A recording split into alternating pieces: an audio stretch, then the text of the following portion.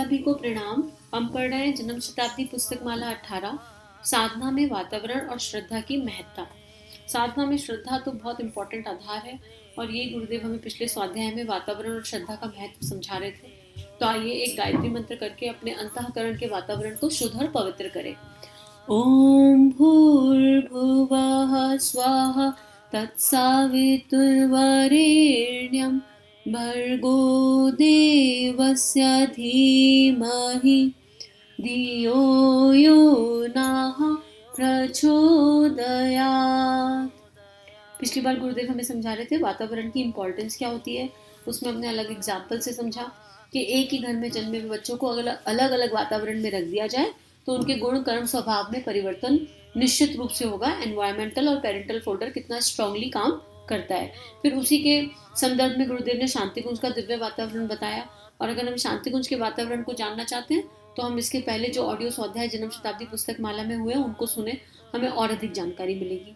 आगे गुरुदेव लिख रहे हैं, एक बार गुरु वशिष्ठ ने रामचंद्र जी से कहा, हे राम, अब बुढ़ापे का समय आ गया है, अतः अब भगवान की भक्ति और जीवन को ऊंचा उठाने के लिए कुछ प्रयास करना चाहिए। रामचंद्र जी ने कहा कि तो फिर बताएं कि इसके लिए क्या किया जाए। उन्होंने कहा, यह कैसे बताऊं, इसके लिए तो उपयुक्त वातावरण में चलना पड़ेगा। यहाँ जैसा वातावरण कहाँ है। यहाँ अयोध्या जिस वातावरण में आप रहते हैं वहाँ ऐसी कोई गुंजाइश नहीं है कि बताया जा सके, क्योंकि यहाँ आपके कुटुंबी रहते हैं, संबंधी रहते हैं, राजपाट के लोग आते रहते हैं, कितने ही आपसे विचार विमर्श करते रहते हैं, कितनों से ही आपको खींच पैदा होती है, कितनों से आपको सहयोग समर्थन मिलता है, कितनों से आपको लगाव है तो कितनों से आपको नाखुशी है। यहाँ के वातावरण में आध्यात्मिकता तो पनपने की संभावना ही नहीं। अतः आपको अयोध्या छोड़नी चाहिए। अयोध्या के साथ जुड़े हुए जो बंधन आपके साथ हैं वह जब तक आपको जकड़े हुए रहेंगे, मन भगवान की तरफ चलेगा ही नहीं, भक्ति आप कर सकेंगे ही नहीं और न अध्यात्म की तरफ का रास्ता ही खुल सकेगा। इसलिए आपको यहाँ से चलना पड़ेगा। रामचंद्र जी ने कहा, तो फिर कहाँ चलना चाहिए, कहाँ चलना पड़ेगा। गुरु वशिष्ठ ने कहा, हमारे नजदीक ही जहाँ हम रहते हैं। गुरु वशिष्ठ की गुफा हिमालय पर थी। वहीं उन्होंने चारों भाइयों को बुला लिया। रामचंद्र जी देव प्रयाग में रहने लगे, लक्ष्मण जी वहां रहने लगे जहां आज लक्ष्मण झूला है, भरत जी ऋषिकेश में जाकर जम गए और शत्रुघ्न ने मुनि की रेती पर अपना स्थान बना लिया। चारों भाई अलग अलग रहकर गुरु वशिष्ठ के मार्गदर्शन में शिक्षण प्राप्त करने लगे। तो अयोध्या में क्या कमी थी। अयोध्या में वह वातावरण नहीं था जो हिमालय का वातावरण है, संस्कारी वातावरण, जिसमें कि हजारों वर्षों से लोगों ने तप किए हैं, साधनाएं की हैं। वह वातावरण अयोध्या में कहाँ था। वहां तो राजपाट होता था, लड़ाई झगड़े होते थे, मुकदमे होते थे, दूसरी बातें होती थी, पर वहां तप का वातावरण नहीं था। हजारों वर्षों से विश्वामित्र सहित अन्य ऋषि मुनियों ने जो तप किया उससे हिमालय का वातावरण उच्च स्तरीय बन गया। अतः श्री रामचंद्र जी को भी गुरु वशिष्ठ की आज्ञा मानकर देव प्रयाग में रहना पड़ा। अयोध्या में रहकर गुरु वशिष्ठ जी श्री रामचंद्र जी को योग वशिष्ठ नहीं पढ़ा सकते थे। वहां वे केवल सलाह दे सकते थे कि राजपाट इस तरह से चलाइए, लेकिन आध्यात्मिक विषयों के लिए उन्होंने भी देव प्रयाग को मुनासिब समझा और हिमालय के उसी वातावरण में साधना कराई। चारों भाइयों समेत भगवान वहीं रहे। अब गुरुदेव एक और श्रेष्ठ उदाहरण दे रहे हैं वातावरण की इम्पोर्टेंस का, और ये संवाद सुनकर हमको समझ आ ही गया होगा कि गुरुदेव क्या कहना चाहते हैं। श्री रामचंद्र जी के साथ उनके गुरु हमेशा रहे, लेकिन जब रामचंद्र जी को आध्यात्मिकता की बात बतानी थी, योग वशिष्ठ पढ़ाना था, तो वशिष्ठ जी ने कहा कि यहाँ से वातावरण को बदलना पड़ेगा। क्यों बदलना पड़ेगा? मूल कारण, जब हम गृहस्थ में रह रहे हैं, जब हम संसार में रह रहे हैं तो हम शरीर भाव में रहते हैं, और जब हम शरीर भाव में रहते हैं तो कभी सुख है, कभी दुख है, कभी अहंकार है, कभी लोभ है, कभी मोह है, कभी ईर्ष्या है, और इस पथ पर चलना भी जाए तो कदम कदम पर अटक जाते हैं। कदम कदम पर कोई लोभ या प्रलोभन आ जाता है, क्योंकि अभी उतनी पक्की तो साधना नहीं हुई। जैसे मान लीजिए आपने कोई संकल्प उठाया, फॉर एग्जाम्पल आपने कहा अब हम 40 दिन जो है अन्न त्याग देंगे, ठीक है। लेकिन घर में बाकी सबके लिए तो बन रहा है ना, बाकी सबके लिए आप ही बना रहे हो। अगर आप फीमेल और आप बना रहे हो तो क्या होगा, आप बनाओगे, आप नहीं खाओगे, लेकिन कभी कभी मन ठिठक जाएगा। आप खाओ या ना खाओ, मन, भावनाओं से भी तो कर्म बनते हैं, तो मन पर वो आ जाएगा। लेकिन यहीं पर आप किसी ऐसे समूह में रह रहे हो जहां 10, 15, 20 जितने भी लोग रह रहे हैं, वो सब उसी एक अनुष्ठान को, उसी एक साधना को कर रहे हैं कि अब हम 40 दिन अन्न कोश की शुद्धि करेंगे, या साल भर अन्न कोश की शुद्धि करेंगे। तो आपको उन लोगों के साथ रहकर बल मिल जाता है और एक जन दूसरे जन को मोटिवेट करने लगता है। ये समूह की शक्ति का प्रभाव है। और अब आजकल तो समूह की शक्ति क्रिएट करने के लिए अब आजकल एक व्यवस्था ये भी बन गई है कि ऑनलाइन हम लोग इकट्ठा होते हैं और भाव करते हैं कि हम सब एक साथ है सूक्ष्म में कहीं, और एक साथ बैठकर जप कर रहे हैं, तो उसकी पावर भी हाईली रेडिएट होती है। जब तक ये ऑडियो आपके पास आएगा, शायद आपके पास एकादशी सामूहिक जप का लिंक आपको मिल जाएगा चैनल पर, और शायद पूर्णिमा जप का लिंक भी मिल जाए। आप एकादशी और पूर्णिमा के दिन सामूहिक जप होता है, कम से कम मिनिमम जो नॉलेज में है 600-700 साधक जप करते हैं। आप उस दिन केवल उस लिंक के माध्यम से जप करके देखिए, आपको अपनी चेतना में बदलाव मिलेगा। ये समूह की शक्ति है, ये पर्यावरण की शक्ति है, ये ग्रुप एनर्जी की, कलेक्टिव एनर्जी की शक्ति है।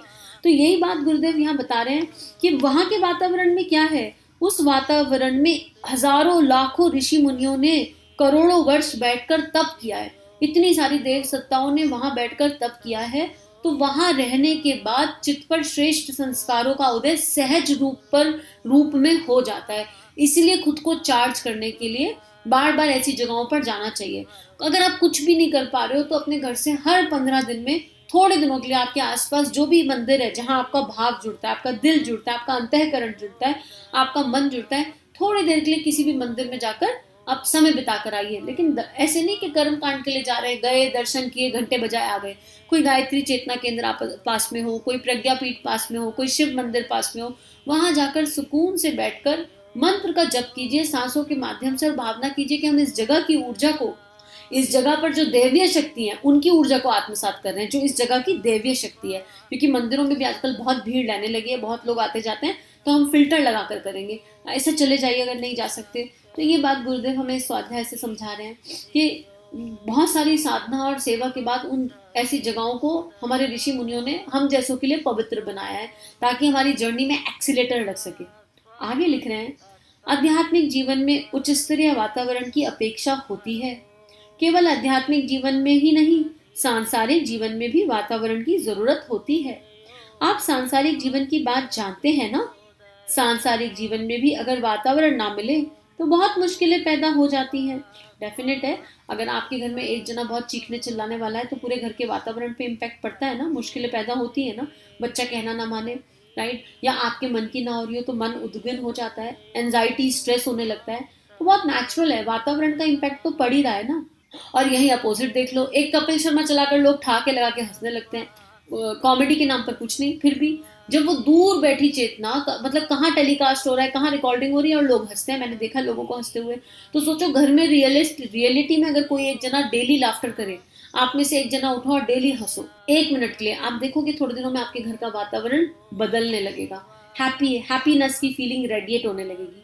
आगे लिख रहे हैं, खुशबूदार चंदन मैसूर और केरल में पाया जाता है।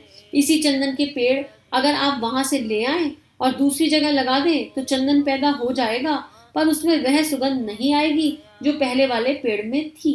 अब अगर संतरे महाराष्ट्र में होते हैं तो संतरे महाराष्ट्र में ही होते हैं, नागपुर के संतरे हैं तो नागपुर के ही हैं, और अगर मैंगो यूपी में है तो मैंगो यूपी में ही रहने वाले हैं, कहीं और नहीं मिलेगा उस तरह का, है ना। बीज की जैसी जमीन, जैसी भूमि वैसा फल, तो जैसी हमारी मनस्थिति वैसा फल। तो गुरुदेव हमें ये बात समझा रहे हैं कि इसलिए वातावरण का अपना एक महत्व है। ऐसी क्या बात है जो सुगंध को भी बदल देती है। चंदन की सुगंध को बदलने की शक्ति वातावरण में है, वह वातावरण जो जलवायु पर टिका हुआ है। नागपुर के संतरे और मुंबई के केले के बारे में आप जानते हैं ना।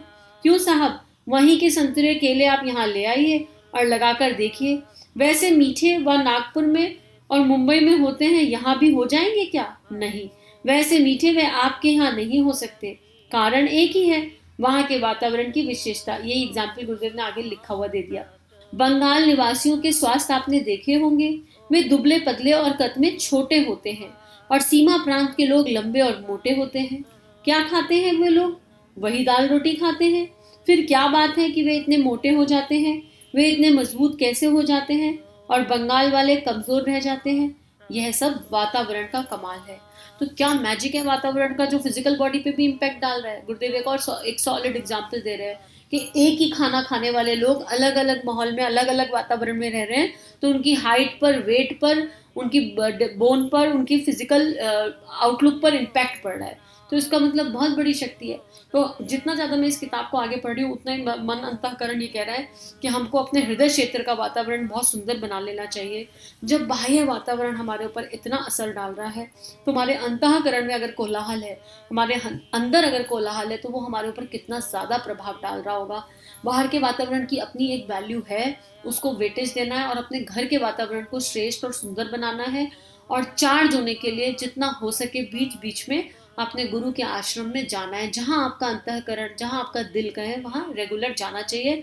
और शांति कुंज से श्रेष्ठ तो अभी तक मुझे कोई स्थान ऐसा समझ नहीं आया, लेकिन फिर भी जहाँ आपका मन लगे आपको वहाँ जरूर जाना चाहिए।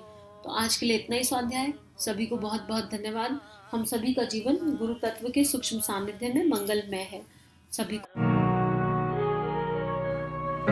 हमारे YouTube चैनल को सब्सक्राइब कीजिए और बेल आइकन पर क्लिक कीजिए ताकि आने वाली सभी वीडियो की नोटिफिकेशन आपको मिलती रहे। आप सभी को बहुत बहुत थैंक यू।